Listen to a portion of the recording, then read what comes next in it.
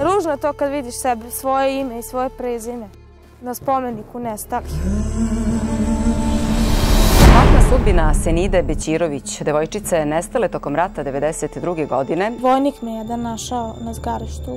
I dao ženi koja je pristala da bebu prihvati. Doznala sam neke stvari u vezi majke i sestre. Postoji izgleda mogućnost da su žive.